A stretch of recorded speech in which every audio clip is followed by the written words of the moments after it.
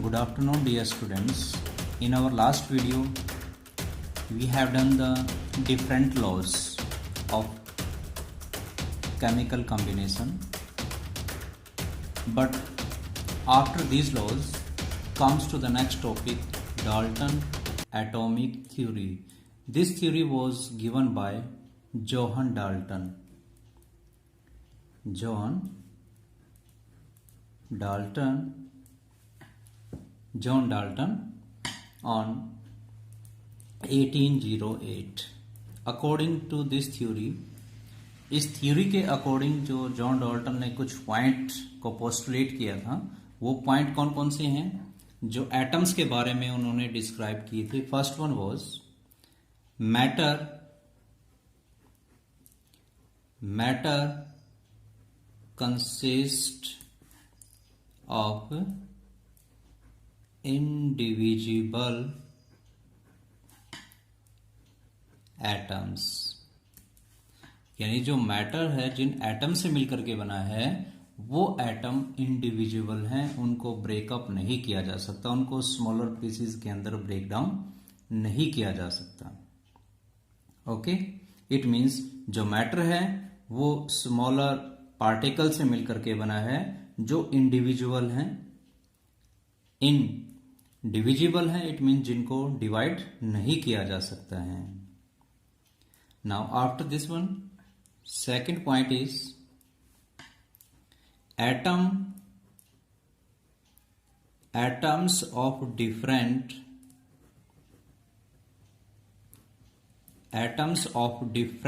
element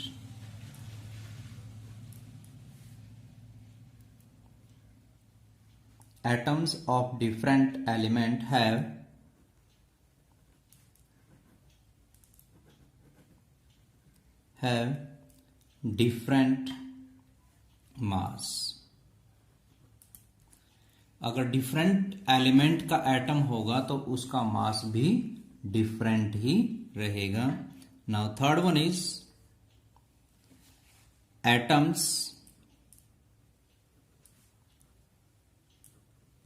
combine to form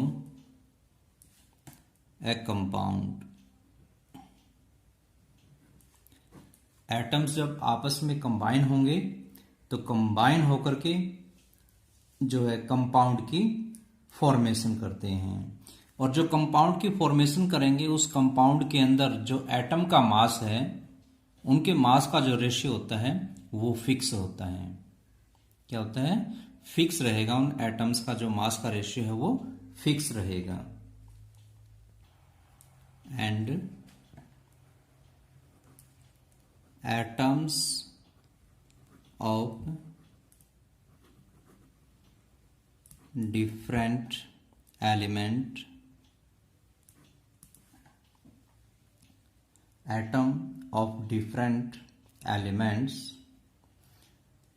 combine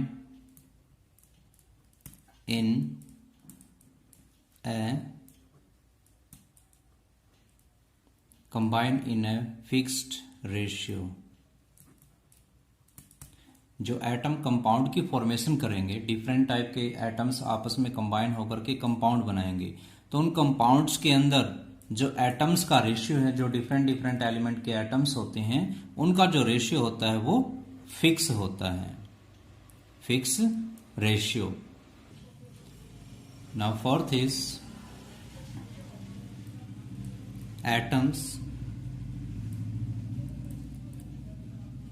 atoms can neither be created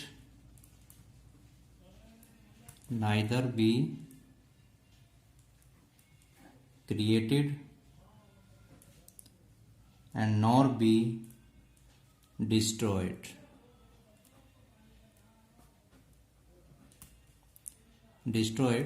In any chemical reaction. Atoms can neither be created and nor be destroyed in any chemical reaction. जो atom है वो किसी भी chemical reaction के अंदर ना तो उत्पन्न किए जा सकते हैं, न ही उनको नष्ट किया जा सकता है। Neither we create nor destroyed in any chemical reaction. Now the limitation. Now the limitation of Dalton atomic theory.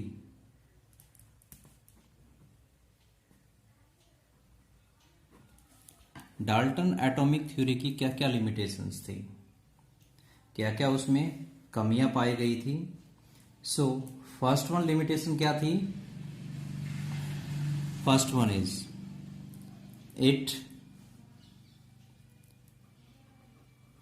it could explain the laws of chemical combination. Laws of chemical combination by mass.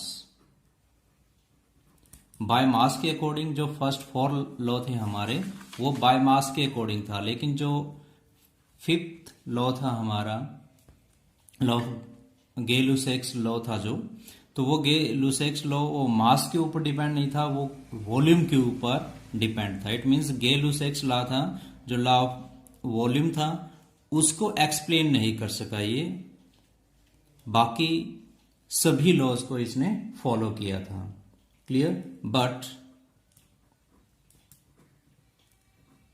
Fail to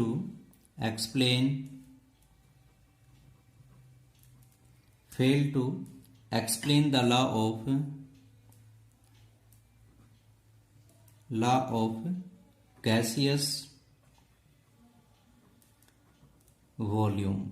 जो Gay Lussac's law था, फिर उस law को Dalton theory ने accept नहीं किया, उसके according नहीं थी वो, बाकी सभी लॉज को, फर्स्ट 4 लॉ थे उन सभी को उसने फॉलो किया। सेकंड क्या था? Second comes to the next page.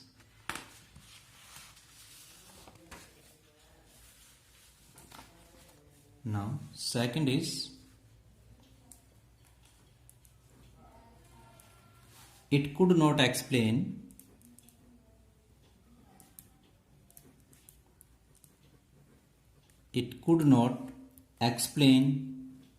why atoms of different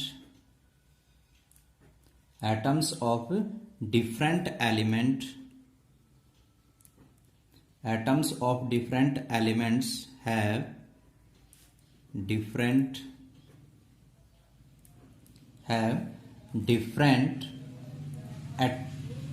atomic mass. It means masses. It could not explain why atom of different element have different mass. Dalton atomic theory ने ये कहा था कि यदि atom different element का है तो उसका मास डिफरेंट रहेगा, लेकिन डाल्टन ने उसको प्रूव करके नहीं दिखाया, उसने कोई इसके ऊपर बेस्ट एक्सपेरिमेंट या उसको प्रूव करके नहीं बताया कि डिफरेंट एलिमेंट का मास डिफरेंट ही होता है ना। थर्ड वन क्या कहा कि why do atoms of the same or different elements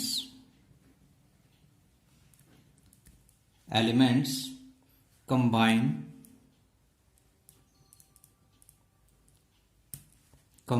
at all to form molecule.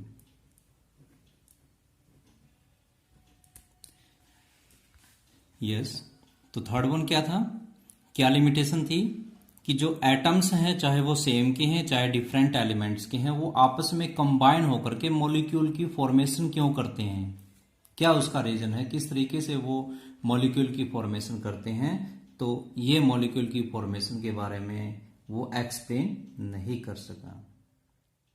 Okay, and fourth is what is the nature of force between elements or molecule।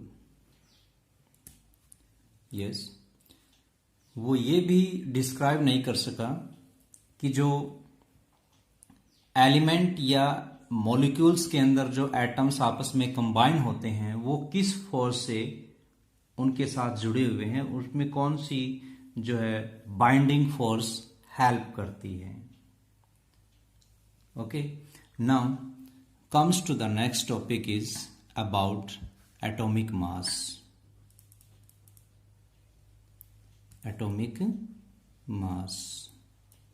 Atomic mass के बारे में हम discuss करेंगे। Definition हम वैसे generally 9th class में भी discuss कर चुके हैं कि जनरली एटॉमिक मास क्या होता है, उसकी डेफिनेशन क्या होती है कि किसी भी एटम के अंदर the total mass of the proton, it means atomic number plus neutron. यदि एटॉमिक नंबर को और न्यूट्रॉन को या फिर प्रोटॉन को और न्यूट्रॉन को अगर ऐड करते हैं तो प्रोटॉन और न्यूट्रॉन की जो टोटल वैल्यू है वो एटॉमिक मास की इक्वल आती है। तो यहाँ पे हम अभी स्टडी हमने किया है डाल्टन एटॉमिक थ्योरी के बारे में और उसकी क्या लिमिटेशन है। उसके बाद डाल्टन ने एटम्स के बारे में बता दिया कि जो अल्टीमेट पार्टिकल है वो एटम होता है। एटम की वहां पे डिस्कवरी होगी, एटम के बारे में नॉलेज हो गया, लेकिन अब उस एटम का मास क्या है, उसका मास किस तरीके से कैलकुलेट किया जाएगा, वो एक बिग प्रॉब्लम क्रिएट हो गई। तो उस प्रॉब्लम को कैसे सोल्व किया जाए उसके ऊपर जो है साइंटिस्टों का जो डिस्कशन है वो चलता रहा। तो उसमें क्या कहा गया कि जो एटॉमिक मास है वो किस तरीके से कैलकुलेट किया जाए, क्योंकि जो एटॉमिक मास होता है किसी भी एलिमेंट का वो बिल्कुल ही स्मॉल होता है। अगर हम किसी एलिमेंट के एटम को निकालें और उस एटम के मास को कैलकुलेट करके देखें या उस एटम के मास का वेट निकाल के देखें तो वो मास कैलकुलेट होना मुश्किल है।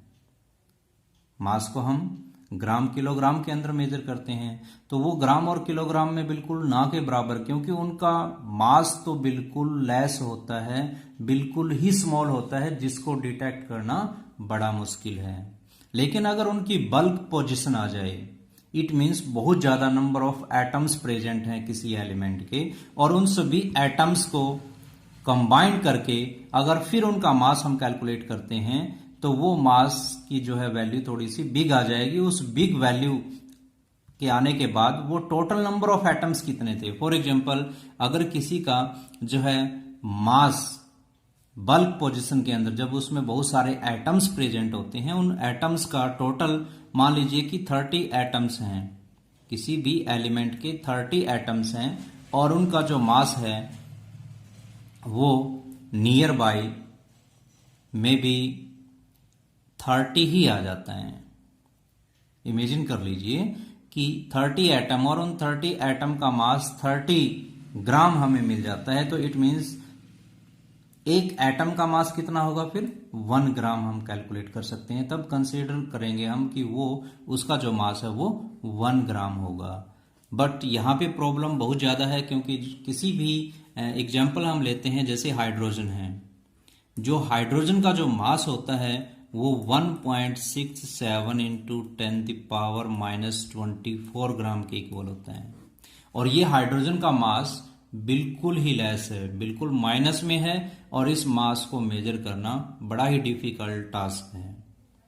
तो इस तरीके से डिफरेंट टाइप के एटम्स हैं और उन डिफरेंट टाइप के मास को कैसे कैलकुलेट करेंगे, इसकी प्रॉब्लम क्रिएट हो गई और उस प्रॉब्लम को सॉल्व किया गया रिलेटिव एटॉमिक मास से। रिलेटिव एटॉमिक मास। ये रिलेटिव एटॉमिक मास क्या होता है?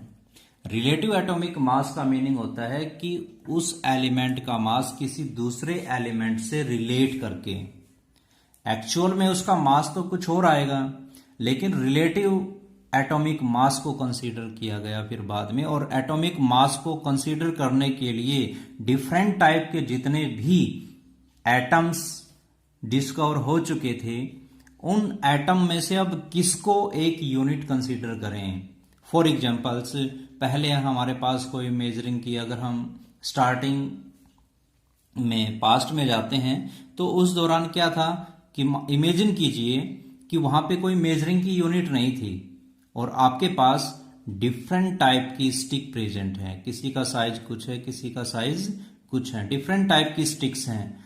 तो उन स्टिक्स का आप मेजरमेंट कैसे करेंगे? उनमें से स्मॉलेस्ट स्टिक को आप उठाएंगे और उस स्मॉलेस्ट स्टिक को देखेंगे कि बिग में से कितनी स्मॉलेस्ट की बनेगी। इट मीन्स उसके कंपैरिजन में वो जो बिग स्टिक है वो जो है कितने टाइम्स मोर बिग है, तो उससे हम थोड़ा सा एस्टिमेट लगा सकते हैं। तो उसी तरीके से उन सभी जितने भी एटम्स थे उनकी डिस्कवरी जो हुई थी, उनमें से जो लाइटेस्ट है, जो लाइटेस्ट एलिमेंट है, उस लाइटेस्ट एलिमेंट को या जो लाइटर एलिमेंट है उसको सिलेक्ट कर लिया गया रिलेटिव मास मेजर करने के लिए। तो सबसे पहले किसको मेजर किया गया? जो है हाइड्रोजन को कंसीडर किया गया।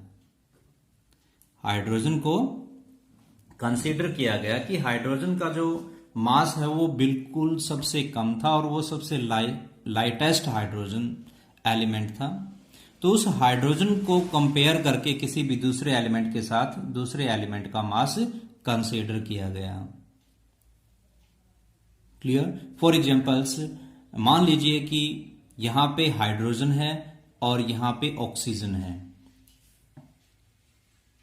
हम इन दोनों को मेजर करते हैं, इन दोनों को मेजर करते हैं। इन दोनों को हमने मेजर किया, इन दोनों के मास को मेजर किया।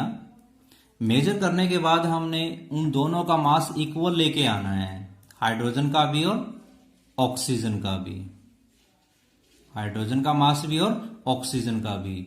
तो यहां पे अगर हाइड्रोजन सबसे लाइटेस्ट एलिमेंट था तो एक हाइड्रोजन का जितना मास होता है, एक ऑक्सीजन का जितना मास होता है, उस मास के इक्वल अगर हम हाइड्रोजन के एटम्स को इकट्ठा करें तो हमने पाया कि एक एटम ऑक्सीजन का मास नियरली 16 एटम ऑफ हाइड्रोजन के इक्वल आया। इट मीन्स अगर हम किसी तराजू से मेजर करने की कोशिश करें, एक इमेजिनेशन है ये कि ऑक्सीजन एक सिंपल एक एटम है ऑक्सीजन का, इस एक ऑक्सीजन के एटम का मास हमने कंसीडर करना है। तो इसका मास कंसीडर करने के लिए इस एक ऑक्सीजन के एटम के मास हाइड्रोजन के कितने एटमों को इसके पुट इक्वल करें तो वो होगा 16 एटम। जब हम इसके इक्वल यहां पे डालते हैं तब जाकर के ऑक्सीजन के इक्वल उसका मास होता है। तो इससे प्रूव होता है कि यदि हाइड्रोजन को हम 1 यूनिट मानते हैं तो इट मीन्स ऑक्सीजन की कितनी यूनिट हुई? 16। यानी हाइड्रोजन का अगर 1 यूनिट मास है तो ऑक्सीजन का कितना हुआ? 16 यूनिट मास। यानी हाइड्रोजन एक लाइटेस्ट एलिमेंट है और इस हाइड्रोजन के मास को किसी दूसरे एलिमेंट के मास के इक्वल पुट करके उस एलिमेंट का रिलेटिव एटॉमिक मास कैलकुलेट किया जाता है। तो ये रिलेटिव एटॉमिक मास होता क्या है? Relative atomic mass, relative atomic mass, relative atomic mass is equal to, किसके इक्वल है ये? Mass of one atom, mass of one atom of element, mass of one atom of element divided by mass of one atom of hydrogen. Okay, यानी ये हमारा relative atomic मास का formula हो गया अकॉर्डिंग टू हाइड्रोजन। यदि hydrogen को एक standard unit मान ली जाए तो वो हाइड्रोजन की एक स्टैंडर्ड यूनिट को मानने के बाद हम किस तरीके से किसी दूसरे एलिमेंट का जो रिलेटिव मास है वो मेजर करेंगे। तो इस तरीके से जो रिलेटिव एटॉमिक मास आया है, उस रिलेटिव एटॉमिक मास के आने के बाद जो है उसके एक्चुअल किसी भी एटम के एक्चुअल मास की नीड ही नहीं रही, उसकी जरूरत ही नहीं रही, क्योंकि जो उसका एक्चुअल में मास होता है वो तो कुछ और होता है, लेकिन हमने उसका रिलेटिव मास यहां पे लिया, क्योंकि एक्चुअल में मास बिल्कुल माइनस के अंदर होता है, बिल्कुल ही कम होता है। तो इस तरीके से उन सभी एलिमेंटों के अंदर से किसी एक एटम को स्टैंडर्ड यूनिट कंसीडर कर लिया गया। तो स्टार्टिंग में किया गया था हाइड्रोजन को, लेकिन हाइड्रोजन एक तो डिफरेंट फॉर्म में मिलता है, बहुत ज्यादा डिफरेंट फॉर्म में पाया जाता है, डिफरेंट मासेस के अंदर मिलता है, ये कई आइसोटोप इसके प्रेजेंट होते हैं। दूसरा, जब इस तरीके से किया गया तो कुछ एक एलिमेंट का जो मास है वो फ्रैक्शन के अंदर जो है आता है, जिस वजह से इस हाइड्रोजन को रिप्लेस करके ऑक्सीजन को सिलेक्ट कर लिया गया। किसको सिलेक्ट किया गया? ऑक्सीजन को। ऑक्सीजन को स्टैंडर्ड यूनिट के तौर पे कंसीडर किया गया कि ऑक्सीजन के जो है ऑक्सीजन का जो मास है वो किसी दूसरे मास के एटम के मास के साथ कंसीडर करके उस एलिमेंट का रिलेटिव एटॉमिक मास निकाला जाता है। तो यहां पे फिर रिलेटिव मास क्या हो जाएगा कि mass of one atom of element, किसी भी एलिमेंट का एक एटम का mass divided by mass of one atom of oxygen. अब हाइड्रोजन की जगह पे क्या आ जाएगा? ऑक्सीजन आ जाएगा। लेकिन ऑक्सीजन के साथ भी सेम यही प्रॉब्लम हुई। जब ऑक्सीजन को यहां पे कंसीडर करके हमने किया तब ऑक्सीजन के साथ भी यही सेम प्रॉब्लम हुई। एक तो ये ऑक्सीजन नियरली सभी एलिमेंटों के साथ कंबाइन नहीं होता है, सभी के साथ प्रेजेंट नहीं होता, उसके साथ कंबाइन नहीं होता है। तो इस वजह से ऑक्सीजन को रिप्लेस करके एक मोस्ट अबंडेंट एलिमेंट के आइसोटोप को सिलेक्ट किया गया। वो क्या था? मोस्ट अबंडेंट आइसोटोप कौन सा था? इन 1961 में IUPAC जो बॉडी थी, IUPAC बॉडी कौन सी होती है? International union of pure and applied chemistry. तो जो IUPAC बॉडी थी उसने एक मोस्ट अबंडेंट आइसोटोप को सिलेक्ट किया गया। वो किसका आइसोटोप था? कार्बन का। कार्बन के आइसोटोप्स को सिलेक्ट किया गया और वो कार्बन का आइसोटोप कौन सा था? 12। कार्बन 12। जो कार्बन है वो 12 की फॉर्म में भी मिलता है और कार्बन 14 के भी फॉर्म में मिलता है, लेकिन कौन सा आइसोटोप सिलेक्ट किया गया? उसका कार्बन 12 को कंसीडर किया गया एज ए स्टैंडर्ड यूनिट। एक स्टैंडर्ड यूनिट, एक स्टैंडर्ड एटम जो है उसको कार्बन को सिलेक्ट किया गया इन प्लेस ऑफ हाइड्रोजन और इन प्लेस ऑफ ऑक्सीजन। पहले हाइड्रोजन को, उसके बाद ऑक्सीजन और फिर लास्ट में जो है अभी जो है कार्बन को कंसीडर किया गया है। इस कार्बन के अकॉर्डिंग ही किसी दूसरे एलिमेंट का मास कंसीडर किया जाता है। तो ये क्या है? कैसे रिलेटिव एटॉमिक मास निकालेंगे? रिलेटिव एटॉमिक मास। अब रिलेटिव एटॉमिक मास को जो है कार्बन 12 के अकॉर्डिंग कंसीडर किया गया है। तो कैसे होगा कि mass of one atom of element, mass of one atom of element divided by 1/12 mass of one atom of carbon. Mass of one atom of element कि एक एटम ऑफ एलिमेंट का मास क्या है, then 1/12 parts by mass of one atom of carbon taken as 12। तो carbon का क्या लिया जाता है यहां पे? मास 12। अब यहां पे कार्बन का मास 12 लिया जाता है तो इसको 1 यूनिट कंसीडर किया गया है। तो यहां पे मान लीजिए कि अगर हम किसी का मास कैलकुलेट करते हैं, if the mass of oxygen is 16U, yes, यदि ऑक्सीजन का जो मास है वो 16U है, AMU, atomic mass unit 16AU है, तो इसका मीनिंग क्या हुआ? इसका मीनिंग ये हुआ कि oxygen is 16 time heavier than 1/12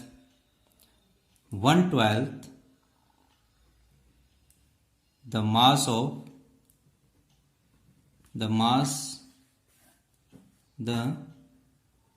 mass of carbon taken as 12।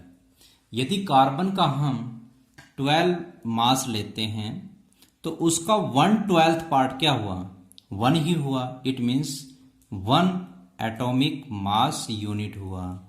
यदि कार्बन का 1 एटॉमिक मास यूनिट लेते हैं और 16 का जो ऑक्सीजन है उसका 16 AMU आता है, तो इट मीन्स वो कार्बन के 1 AMU 1 एटॉमिक मास यूनिट से 16 टाइम हैवियर है। तो यहां पे जो कार्बन है उस कार्बन का 1/12 पार्ट लेना है। कार्बन का वैसे मास हो गया 12 और 12 का 1/12 हो गया 1, तो इट मीन्स इससे 16 टाइम हैवियर है। तो इट मीन्स अब यहां से हमें आप ये कहेंगे कि सर ये तो हमें ऑलरेडी पता ही था कि ऑक्सीजन का 16 होता है। तो इस मेजरमेंट के लिए आप क्या करेंगे कि एक साइड में ऑक्सीजन है और एक साइड में कार्बन है। यहां पे कार्बन का मास हम 1 AMU ले लेते हैं।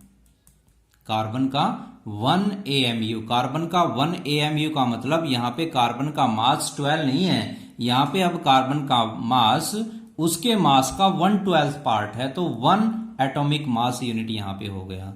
अब इस 1 एटॉमिक मास यूनिट कार्बन और ऑक्सीजन के मास को इक्वल करने के लिए, ऑक्सीजन और कार्बन के मास को इक्वल करने के लिए यहां पे कार्बन के कितने एटम्स को यहां पे रखा जाएगा कि वो इस ऑक्सीजन के मास के इक्वल हो जाए। तो क्या होगा, यहां पे नियरली 16 एटम आएंगे, 16 एटम्स ऑफ कार्बन। कार्बन के 16 एटम का मास 1 एटम ऑफ ऑक्सीजन के मास के इक्वल रहेगा। यानी यहां कार्बन के जो 16 एटम्स हैं उनका भी मास कितना, 1/12 है। 1/12 मास अगर उनका लेते हैं तो ऐसे ऐसे कार्बन के 16 एटम मिलकर के ऑक्सीजन के एक एटम के मास उसका इक्वल मास आता है। तो इसे हम कहेंगे 1 एटॉमिक मास यूनिट। और 1 एटॉमिक मास यूनिट में अगर यहां पे 16 एटम कार्बन के आते हैं, 1/12 पार्ट ऑफ द कार्बन आते हैं 16 एटम, और यहां पे 1 एटम ऑक्सीजन का होता है, तो तब हम कहेंगे कि एक कार्बन, एक AMU अगर यहां पे लेते हैं तो इट मीन्स ऑक्सीजन के 16 जो है एटम के इक्वल होगा। इट मीन्स ऑक्सीजन का जो मास है, जो वेट है, वो 16 आएगा, क्योंकि एक ऑक्सीजन का जो मास होता है एक एटम का, वो एक एटम का मास लगभग 1/12 parts of mass of carbon के 16 एटम के इक्वल होता है। आई थिंक यू अंडरस्टूड, आप इसको समझ गए होंगे। ये आप सिंपली इसके लिए एक तराजू ले लेते हैं, उस तराजू के अंदर वैसे वेइंग मशीन ले लेते हैं, दोनों साइड में, एक साइड में ऑक्सीजन है और एक साइड में कार्बन है। तो ऐसे कार्बन के 1/12 पार्ट्स कार्बन के कितने हम डालें कि उनका मास ऑक्सीजन के इक्वल हो जाए, तो वो डालेंगे 16। अगर 16 डालेंगे तो इट मीन्स ऑक्सीजन का मास कितना आया, 16 AMU। तो इस तरीके से 16 AMU है, तो इसे हम 16 atomic mass unit of oxygen कहेंगे। इसका मीनिंग है कि 16 टाइम हैवियर है then 1/12 parts of mass of carbon taken as 12। जब उसका मास हम 12 पुट करते हैं तो उसके 1/12 के 16 टाइम हैवियर है। ओके, तो ये हो गया हमारा relative atomic mass. Clear? I think you understood it clearly, you will revise this unit up to here. हमारा लास्ट टॉपिक बचा हुआ है mole concept. I think last video में वो कंप्लीट हो जाएगा। Thank you, have a nice day.